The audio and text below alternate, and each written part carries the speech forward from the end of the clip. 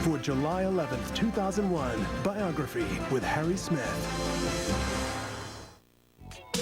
Dame Edna Everage, the bespectacled grande dame of comedy, hailed as the funniest woman in the world. Barry Humphries, Edna's nemesis and manager. Strangely enough, the two have never been seen together. Welcome again to Outrageous Performers Week, and our look at a performer whose outrageousness has made him a sensation. Back in the 1950s, Australian actor Barry Humphries created a character he named Mrs. Norman Everage, later known as Dame Edna. She's the fuchsia-haired suburban housewife turned megastar, an established legend in Australia, England, and most of the English-speaking world. Now Barry Humphries and his alter ego are conquering America, eliciting howls of laughter and glowing reviews at every stop. And if you've never seen Dame Edna in action, you'll soon understand her appeal. And if you're thinking he's just another guy dressed up in women's clothing, think again.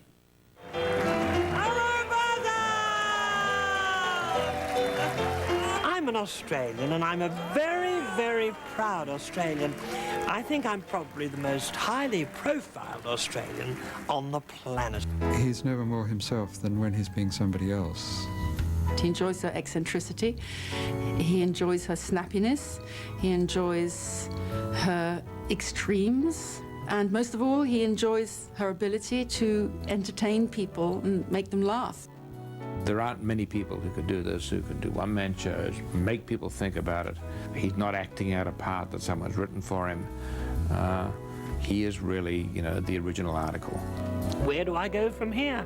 Sainthood has been suggested.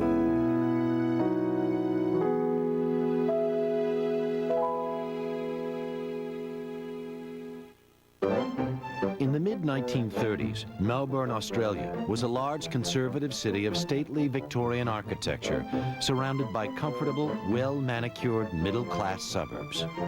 It was into one of these serene garden suburbs that John Barry Humphries was born, the first of 4 children to Eric and Louisa Humphries on February 17, 1934. It wasn't long before Eric and Louisa realized the son they called Barry was no ordinary child. I think he was a delight to them. As a small baby, I think they were amazed at him. And at 10 months he started to talk, and by 18 months he was entertaining the grandparents. They'd ring up and say, "We're having visitors, bring him up." And he'd be there in his playpen singing songs and generally entertaining them. Barry continued to entertain as he grew. An intelligent and gifted child, he loved to perform in costume at family gatherings. Barry's father, Eric, was an architect and builder who designed many of the homes typical of the time. I always found him a jovial character. He had a nickname for everybody. Possum was one of them. That was a great favorite of his. We're all possums at one stage or another. Barry's mother, Louisa, was a former milliner. She was a somewhat disapproving woman who insisted on order and high standards. I think they instilled in us good behaviour, good table manners. There were certain ways of behaving, and we knew what they were. Soon the family began to prosper. Though the Humphries were abstemious and church-going themselves, they indulged their precocious firstborn son. They're, a very doting family. Barry got anything he wanted. If he showed a passing interest in chemistry, his father would build a chemistry lab at the back of the house. If Barry showed a passing interest in shopkeeping, his father would build him a shop. As a young child, Barry attended Camberwell Grammar School. There, his teachers encouraged his natural talent in art, and he flourished. He was shy, but academically he was way beyond his age group. His illustrations of his historical notes and things were absolutely realistic. You could see the agony on their faces as they died in battle. Barry was happy at Camberwell Grammar, but his days there came to an end in 1947 when he was sent to the prestigious and formidable Melbourne Grammar School. Melbourne Grammar was a world of harsh discipline, cold showers, stiff uniforms, and compulsory sports. This was not the place for Barry Humphries, and he hated nearly everything about it. He took what refuge he could in reading and art. The rigorous school did give Barry some valuable training for his future. He donned skirt and stocking for a number of female roles in school plays. One review declared, for moments at a time, his true sex was forgotten. As Barry entered adolescence, he began to rebel. In protest to the school's maxim, long hair is dirty hair, Humphries let his hair grow long. He told his parents he wanted to be a painter. Before long, his relationship with them began to suffer. Barry, during his growing up years, had said, I want to be an artist. That filled them with horror. I think Mum was worried about Barry in later years. He was not behaving as she'd expected, and he grew his hair long, and that seemed to worry her tremendously. My mother's disapproval of so much that I did really upset me. To say that it upset me is to express my response too lightly. It was shattering not to please one's parents, parents who had been so pleased with one in childhood, to become so disappointed and disillusioned with one's late adolescence. Humphries was into full-out subversion of the status quo by the time he entered the University of Melbourne in 1951. He had read about and admired the outrageous art movements of the early 20th century. The ones who amused me the most were the Dadaists, who did absolutely horrific things to shock people. I thought of myself as a reincarnation of these Dadaists, and I invented all kinds of stunts to shock the university students because they were a terribly respectable lot. Humphries and his friends formed a Dada group and amused themselves writing and recording their own Dada sketches. Gentle listener, you are about to hear, through the medium of the gramophone record, something of the prose, the poesy, the drama, and the music of the Wabbo movement. Humphries went a step further when he mounted 2 exhibitions of Dada art, featuring his own original works. He set out to stir up what he considered to be the oppressively Philistine city of Melbourne, and he succeeded. One of the exhibits was called Old Melburnians. The Old Melburnians were noted for their consumption of alcohol, and so there was a beer bottle with an old Melbourne Grammar tie around it, and this incensed the president of the Old Melburnian Society. This is like turning life into theater for him, turning the boredom of life into a kind of playfield where he is the master puppeteer. He wants to disabuse people of their received opinions and their received emotions, and he wants to put emotion into people to make somebody feel real disgust or fear. That's exciting to Barry. By the end of his second year at the University of Melbourne, Humphries was spending more time outside of class than in. In 1953, he dropped out. He had completed no courses, but he'd created a legend. I succeeded in really offending a large number of people at the university, and finally I left. I failed all my exams when everyone thought I was going to pass them with flying colours. I'd been hailed as brilliant when I came to the university, and I was farewelled a dunce. Barry further shocked his parents in October of 1955 when he suddenly announced he was getting married to a young actress and dancer named Brenda Wright. It seemed to me, of course, that it was a romantic impulse on my part. But of course it was also an attempt to escape from home. After all, that was a legitimate way to leave home, wasn't it? I'd love to live at home for the rest of my life, dear mother and father, but I'm getting married. My parents were very disappointed, really. Not a lot was said. I don't think I was very happy about it. My mother certainly wasn't, and she developed a headache and stayed home. Didn't go to the wedding. Just 21 and newly married, Barry Humphries was finally out of his parents' house. But he was far from forgetting the world they inhabited. In fact, he was about to create a character that would avenge that world for years to come.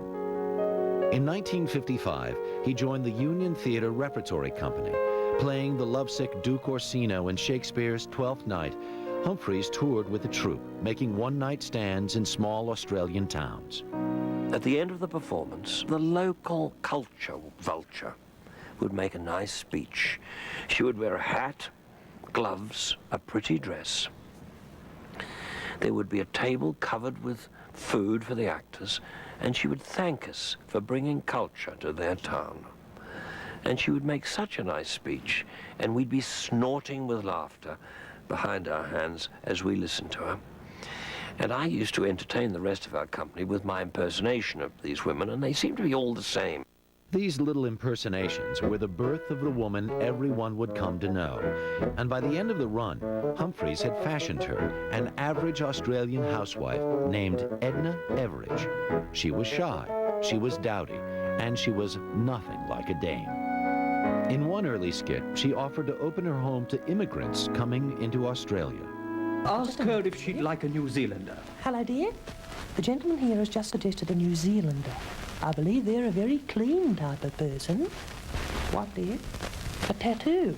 And he went through them one after the other, and she made the most racist and vitriolic comments about each of the nations that were being offered to her, and eventually decided she'd have none of them.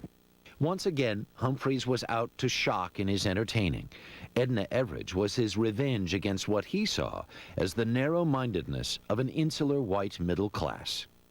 Underneath Barry's work then, there was tremendous anger.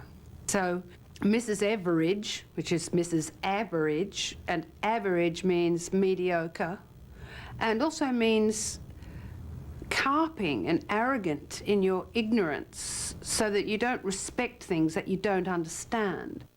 One of Edna's hallmarks was the detail in which she described her home and furnishings, noting the duck-egg blue walls and glass double doors with sand-blasted reindeers.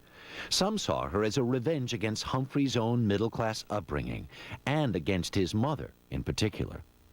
I don't see that Barry drew on my mother, but some of Edna's attitudes, the attitudes to hygiene and good behaviour, perhaps may have been gathered from the family. Certain things like sponge fingers, that we never had things that we considered bad taste, like burgundy Axminster carpets. Humphries had tapped into a natural talent, characterizations. Over the next few years, he would create other markedly Australian characters, including Sandy Stone, a war veteran who spends his days reminiscing. He's somebody who's settled for very little, next to nothing, who is determined to have an easy life, who doesn't wait to see the end of the movie because he'd like to get home before the traffic. Got my hands pretty full at work at the moment, and the garden gets very thirsty this time of year. The last Thursday was an absolute scorcher. Humphries' characters had broken new ground. In using people from his own backyard, Humphries had created Australian humor. It was a matter of Barry entertaining himself and thereby others, and making Australia, as a friend of mine once said, a funny place. Barry was one of the first comedians to make fun of Australia, or really it was the suburban outlook, I think, more than anything. That rather narrow, confined attitude. Humphries' colourful personality and comic impersonations made him a local celebrity in Melbourne, but not all was well at home. He and his wife Brenda separated after just 1 year. Then at a party in 1958, he met a ballet dancer named Rosalind Tong. She was on her way to join the Danish Ballet Company. She never made it. They ended up together. She fell in love, and she says that he was a brilliant mind and a lot of fun. So I think she fell for him straight away. Barry and Rosalind married in the spring of 1959, and at 25, Humphries now felt ready to take his characters beyond Australia. In June, he and Rosalind set sail for England, ready to conquer London. In June 1959, Barry Humphries, now 25 and newly remarried, arrived in London, ready to make a name for himself. But his first year abroad was not what he had hoped it would be. The transition coming from Melbourne to London was hard because there were lots of people who were being very clever and intelligent and who were well-read and able to do the kinds of things that he aspired to do and was doing. But in Australia, he was a solitary figure. Then, after more than a year with little acting work, Humphries won the part of Mr. Sowerberry, the undertaker, in a new musical, Oliver, by Lionel Bart. Bart was so impressed with Humphries' audition, he wrote a song especially for him, That's Your Funeral. That's your funeral, not our funeral, that's your funeral. Oliver was a big hit, and things were looking up for Barry Humphries. Money was coming in, and he was firmly established as a working actor in London. Then Humphries got a call that would change everything. A Melbourne producer suggested he put together a one-man show featuring his many characters, including Edna Everage and Sandy Stone. A Nice Night's Entertainment opened at the Assembly Hall in Melbourne in 1962. The show was a success. In it, Humphries brought out a number of characters, but by the time he finished touring Australia, it was Edna Everage everyone knew. Oh, isn't this mad?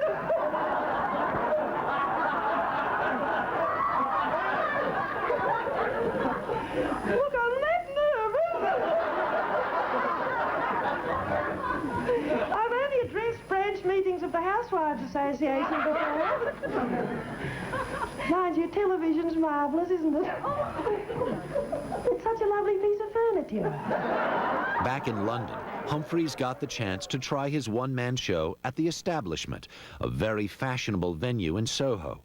It was the break Barry had dreamed of. In the spring of 1963, he opened at the club and quickly bombed. I was a terrible failure. People didn't want to hear about Australian characters. They wanted to hear about British politics. My stuff just seemed terribly regional, and I didn't feel funny. And you know, to be a comedian, you have to feel funny, which requires confidence. And that takes a bit of building up. You know, pills don't do it, really. Humphries struggled with what he's described as gloom and self-reproach. But soon there was another event to divert his attention, fatherhood. On May 14, 1963, Rosalind gave birth to a daughter, Tessa. Humphries' career took another turn in 1964. He was asked to write a comic strip for the satiric magazine Private Eye. Barry Mackenzie featured a young, naive Australian of the same name, newly arrived in London. He was mainly notable for these extraordinary expressions, mostly to do with vomiting and urinating and other bodily functions. Pretty well all of them he made up himself. Shaking hands with the wife's best friend, splashing the boots, these were all expressions for urinating. That's what gave it its special, unforgettable flavor. Edna Everage and Sandy Stone had failed to make an impression on English audiences, but Barry Mackenzie soon reached cult status in London. It was another story back in Australia, where the strip was banned. The government thought the young rube too crude and an insult to the nation. But that didn't keep Humphries from returning to Australia for two more successful one-man shows, Excuse I in 1965 and Just a Show in 1968. Edna herself was coming up in the world wearing new Diamante glasses. The shows drew packed houses across the country. So in this time of crisis, there's nothing quite so nice as singing spunk, spunk, spunk, spunk, spunk, spunk, spunk. During the first tour, Barry became a father for the second time when Rosalind gave birth to another daughter, Emily. Back in London, Humphries continued to find success acting in the theater, and he was developing a following among fans of British satire. Beginning in 1966, he starred in the BBC program The Late Show. Edna made several appearances too. Excuse I. Excuse I. Excuse I. But the Australian housewife still wasn't capturing the larger English imagination. Humphries once again tried a one-man show in London, but it failed to draw an audience beyond his loyal coterie of fans. But the real problems Humphries was facing were not professional. Over the years, his drinking had increased dramatically and was now overtaking his life. He was drinking very heavily and very dangerously and would have killed himself. He was poisoning himself. And he would wake up and he wouldn't know what he'd done. As the 1960s drew to a close, Barry's situation worsened. In 1968, after 9 years of marriage, Rosalind moved out of the house, taking their daughters Tessa and Emily with her. My parents used to be rung up in the middle of the night from London with Barry in tears, and which was terribly upsetting for them. That was a very tough time in Barry's life. His marriage was collapsing, and he had to break this terrible link he had with alcohol.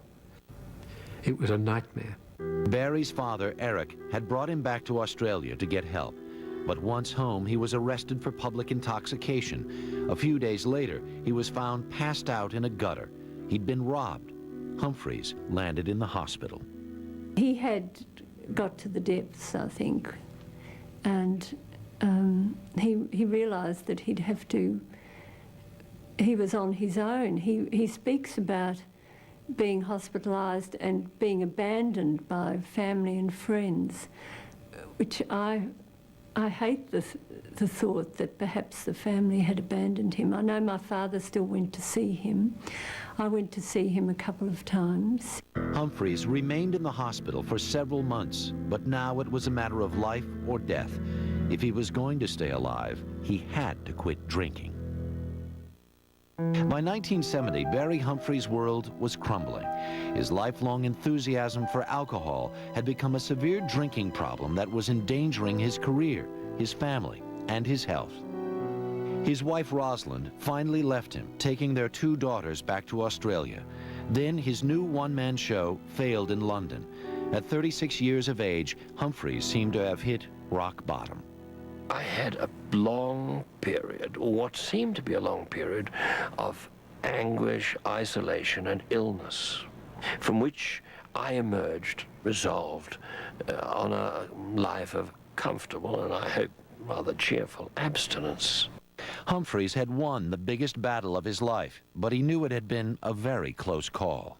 He probably would have died if he hadn't quit drinking, and he still takes that very, very seriously.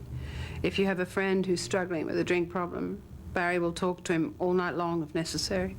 But Humphries' newfound sobriety did present challenges. In the past, his humor had often been fueled by alcohol. The real question that we all had was whether he would ever recover professionally, whether he'd ever be funny again. And I think that was another kind of anxiety. This was a post-drinking anxiety. Still, Humphries proved to be resilient, and within a year, he was back on the road. He's definitely a workaholic.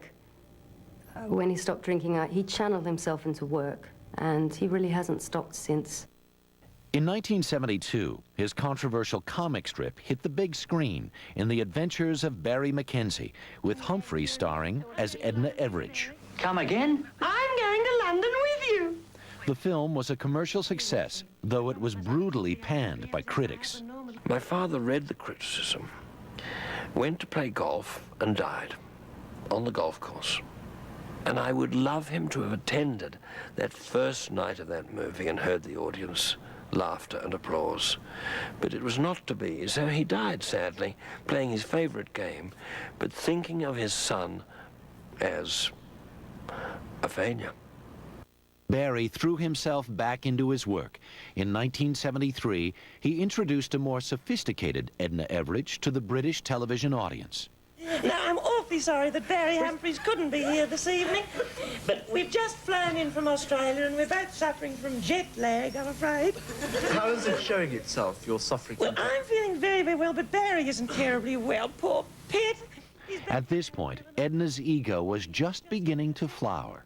Her style of dress became transformed, and her style of talking about herself, particularly her style of talking about her own modesty, became more and more inflated and outrageous.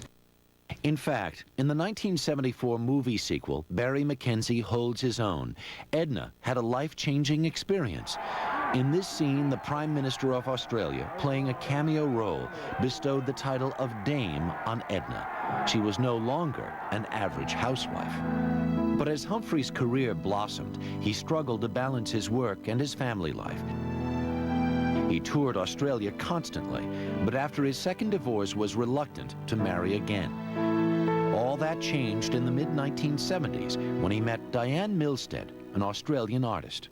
I went to an exhibition, saw this young woman's work, admired it, bought an example of it, took her to dinner, and within a couple of years we were married. Finding domestic bliss, Humphries returned to the London stage as Dame Edna in Housewife Superstar. His new one-man show was a smash hit, running for 4 months in the West End. Finally, 17 years after arriving in the UK, Humphries was enjoying success in London on his own terms. It meant a great deal because he'd not done a solo show, and that meant a great deal to him when that was recognized as brilliant.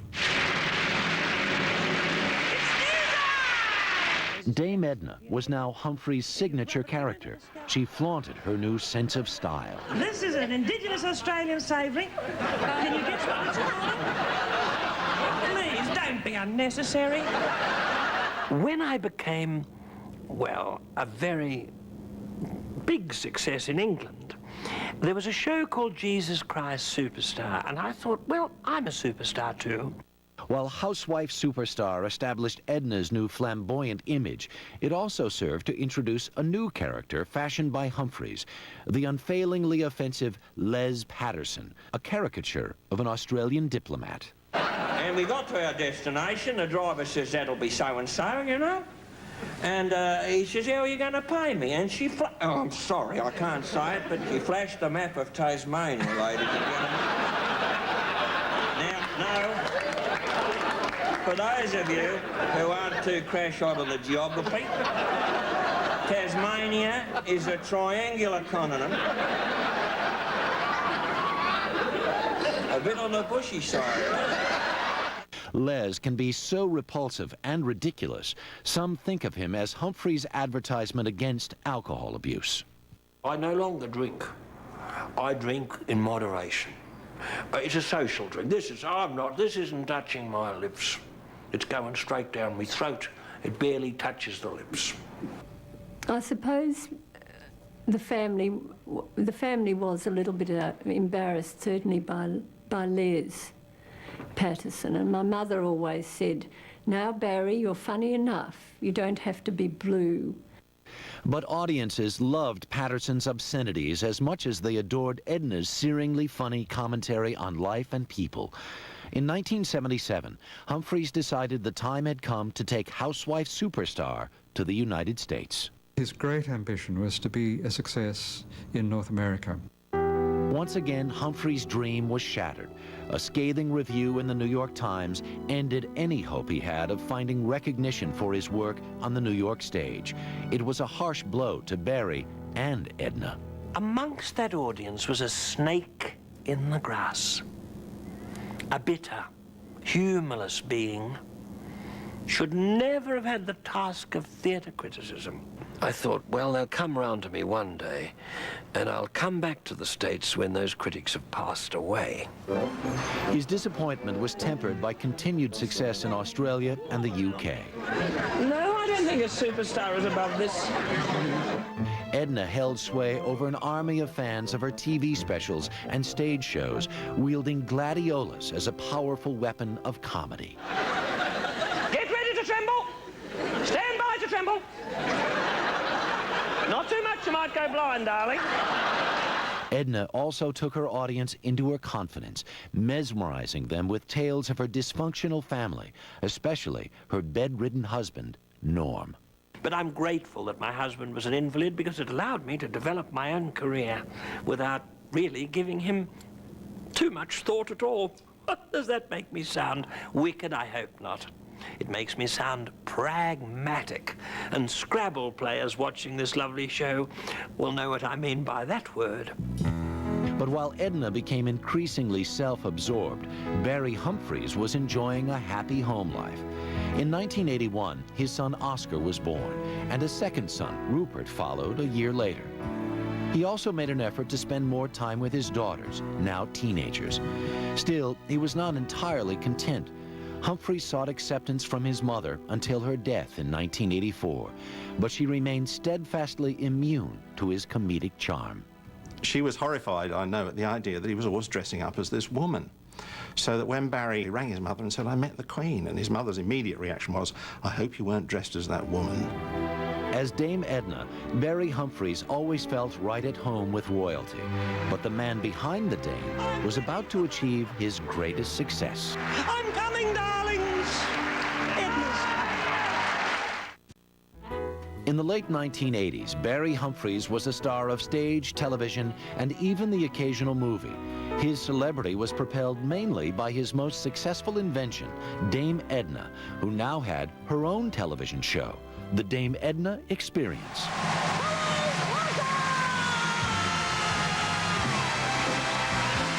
When I proposed to a British television company that Edna do a talk show, they said, "We've got enough talk shows." I said, "This is different." Because it's in the form of a talk show. It's really a monologue interrupted by a total stranger. Some of the total strangers who happened into Edna's television home were actually quite well known to viewers, although she often pretended to be oblivious to their fame. Edna said, "Look, I can't remember your name, I'm sorry," to some illustrious person. And she would write on one of those sticky notes, write the name and stick it on their chest so she wouldn't get their name wrong. There we are, my dearest Betty. I wouldn't have known who I was if you hadn't done that. Like other talk show hosts, Edna had a regular sidekick. She had Madge, a New Zealander who was her longtime companion and the bridesmaid at her wedding. Madge comes from New Zealand. Madge is a celebrity in New Zealand, which gives you a rough idea what the rest of the people over there. Madge proved one of the best straight men on television. The show made Dame Edna a household name throughout Great Britain. She was now, in fact, far more famous than her creator. She often sneeringly said that Barry Humphries was just her manager. On the whole, people don't recognize him on the street, and I always thought, you know, Dad, why don't you want some love, so to speak, and a little more, you know, attention and notoriety or whatever. And, you know, it was called the Dame Edna Everage Experience. It wasn't called the Barry Humphries Show, and that's his decision. And Dame Edna's star continued to rise. In 1989, Back with a Vengeance, The Second Coming, was the only solo act ever to fill London's largest theater, the Drury Lane. Edna made sure even the cheap seats got their money's worth. Oh, and all the way up there, right up at the top of the back, clinging on, we have a slightly poorer type of person. Sometimes I don't even think of it as a theatre that I'm in or a television studio. I think of it as a massage parlour for the human spirit. I do. A lot of people don't have tickets to my shows, they have prescriptions. Still, all the humor in the world couldn't spare Dame Edna from her own personal grief. She was about to suffer a terrible loss. Sad news, I'm afraid. We've just had confirmed reports that one of Australia's most famous men has died. Mr. Norman Everage, husband of the world-famous actress Dame Edna Everage, passed away peacefully in London just about an hour ago. How are you feeling, Dame Edna? What a stupid question. Are you going to be doing your show tonight? Certainly not. I've cancelled all engagements. Can't you see I'm grief-stricken? When my husband passed away, it was a terrible blow to me. And frankly, it would have been 20 minutes, 20 to 25 minutes, before I felt, really, that bereavement had passed.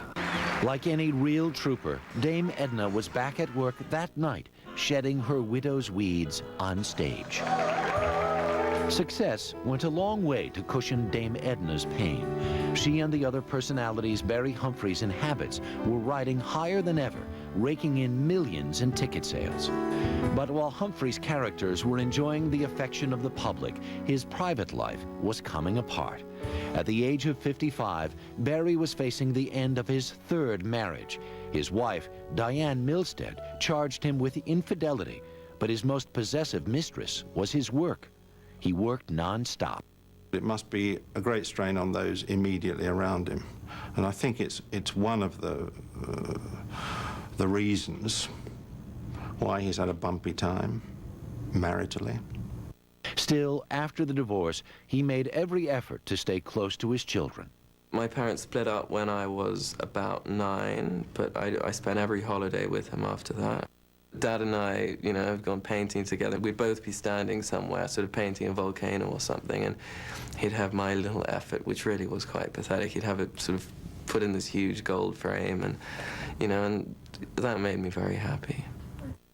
In 1989, Humphries turned his creative energy into an autobiography, not of himself, but of the woman he'd made a superstar.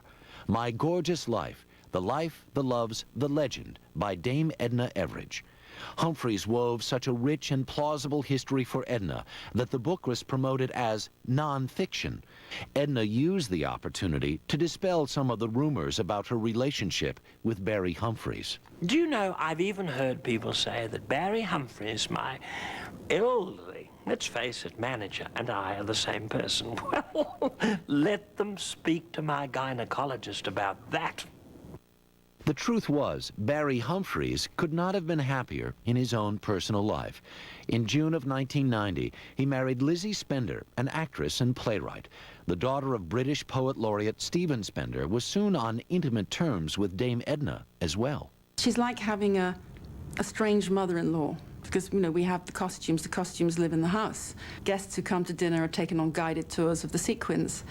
And it's like having a sort of rather bizarre female relative. Now happy in his fourth marriage and firmly established as a huge star in Britain, Barry Humphries once again started looking west to America. Dame Edna was ready to stake her claim in the colonies. As Dame Edna Everage, Barry Humphries became a megastar of British TV and theater. But he had always longed for the same success in America.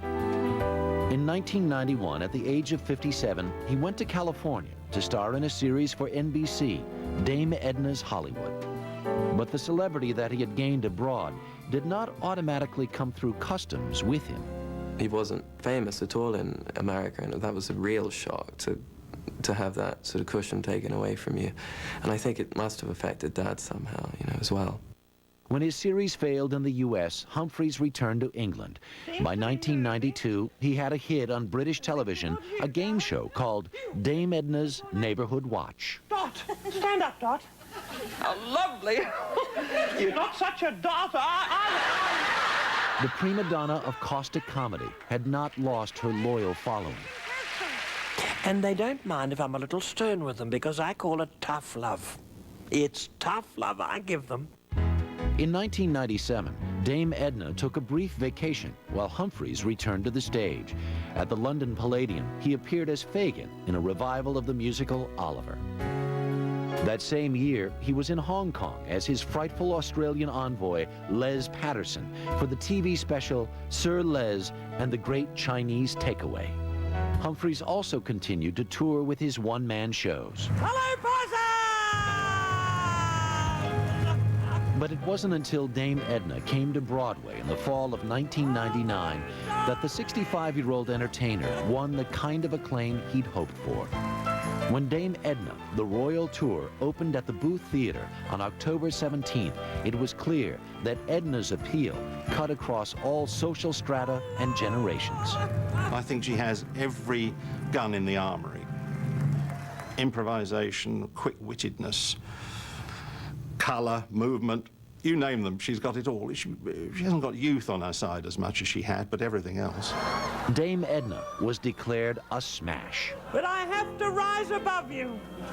It's my secret of survival. Lifted by the raves, Humphries reveled in the phenomenal reception for his eccentric talent. There aren't many people who can do this, who can do one-man shows, make people think about it. He's not acting out a part that someone's written for him. He is really, you know, the original article. And I think he's very unique.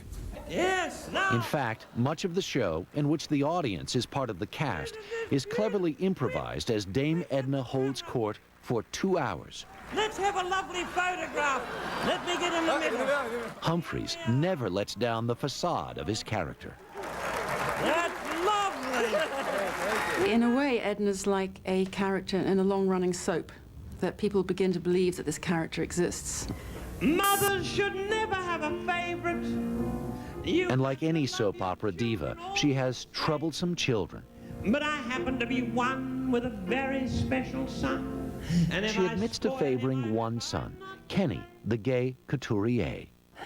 These frocks, for example, are handmade, designed by my son, Kenny, and beautifully made by Australian Aboriginal nuns. I never thought that I would see so many friends of Kenny. Dame Edna has also been known for dressing up members of the audience. A senior citizen might be tapped to play opposite her as Prince Charles. But Edna's fans delight in her relentless ribbing. I think he gets such a tremendous kick out of going out each night, thrilling the audience, terrifying the audience, entertaining the audience. Call me old-fashioned, I'm an old-fashioned megastar. For Dame Edna, the Royal Tour, Humphries won the 2000 Tony Award for a live theatrical event. Then he took the show on the road, allowing Dame Edna to intimidate packed houses across the United States.